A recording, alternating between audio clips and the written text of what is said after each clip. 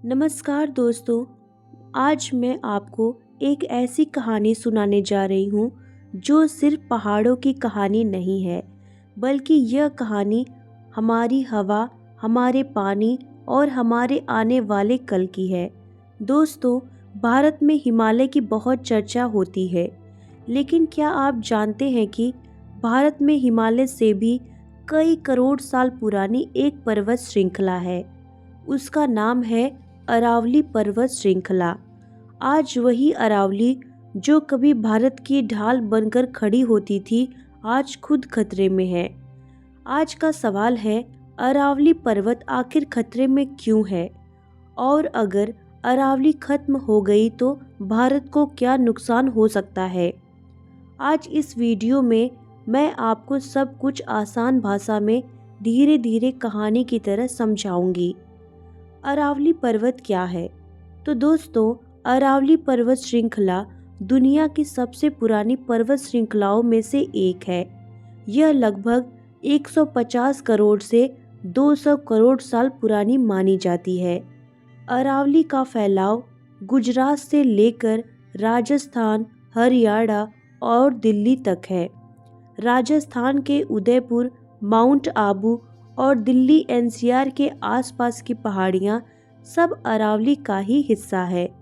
अरावली का काम सिर्फ पहाड़ बनकर खड़ा नहीं रहना था, बल्कि इसका काम था रेगिस्तान को आगे बढ़ने से रोकना, बारिश के पानी को जमीन में रोकना, नदियों और भूजल को जीवन देना तथा हवा को साफ रखना।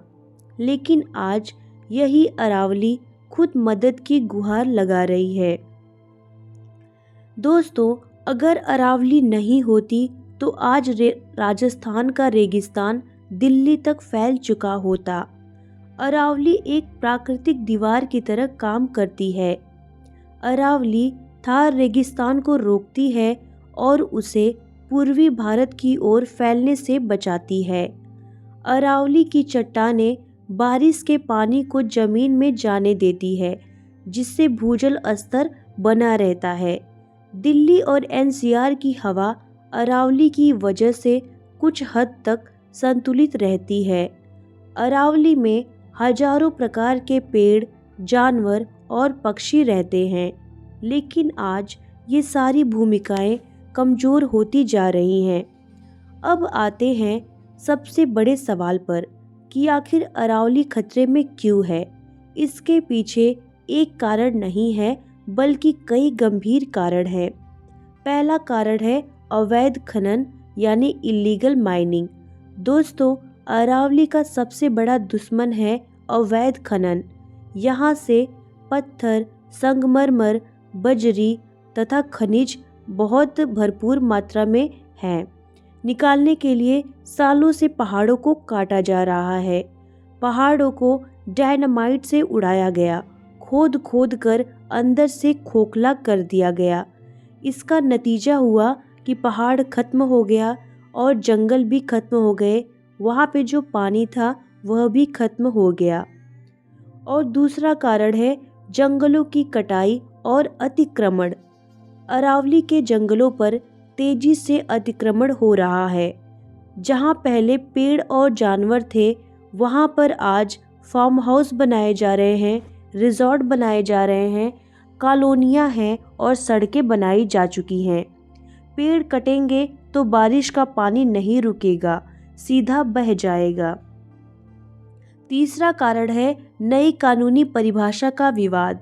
हाल ही के वर्षों में अरावली को लेकर एक बड़ा कानून विवाद हुआ।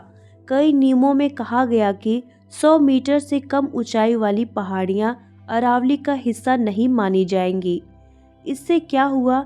इससे जो है छोटी पहाड़ियों को ख़त्म कर दिया गया और ढलान को ख़त्म किया गया और हरित क्षेत्र भी जो है ख़त्म किया गया।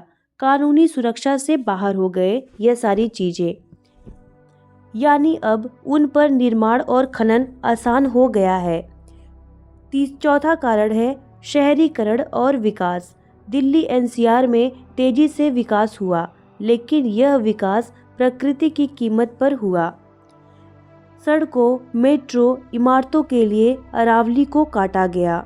विकास जरूरी है, लेकिन संतुलन के विकास विनाश बन जाता है। पांचवा कारण है सरकार और सिस्टम की कमजोर निगरानी। कई जगह कानून होते हुए भी उन्हें सही से लागू नहीं किया गया। अवैध खनन रात के अंधेरे में चलता रहा और पहाड़ चुपचाप खत्म होते रहे। अगर अरावली खत्म हो गई तो क्या होगा? दोस्तों, अब जरा सोचिए, अगर अरावली पूरी तरह नष्ट हो गई तो क्या होगा? रेगिस्तान दिल्ली तक पहुंच जाएगा। राजस्थान का रेगिस्तान धीरे धीरे हरियाणा और दिल्ली तक फैल सकता है। दूसरा कारण है पानी की भारी कमी। भूजल स्तर तेजी से नीचे गिर जाएगा और पानी की कमी हो सकती है। और तीसरा, प्रदूषण और गर्मी बढ़ सकता है, तो दिल्ली एनसीआर और ज़्यादा गर्म और ज़्यादा प्रदूषित हो जाएगा। चौथा है प्राकृतिक आपदाएं। बाढ़, सूखा, गर्म हवाएं और तेज हो जाएंगे। क्या अरावली को बचाया जा सकता है? तो हाँ दोस्तों, अब भी समय है। अगर हम सब मिलकर अवैध खनन रोकें, पेड़ लगाएं, जागरूकता फैलाएं, सरकार से जवाब मांगें, तो अरावली को बचाया जा सकता है। दोस्तों, अरावली सिर्फ पहाड़ नहीं है, यह हमारी ढाल है।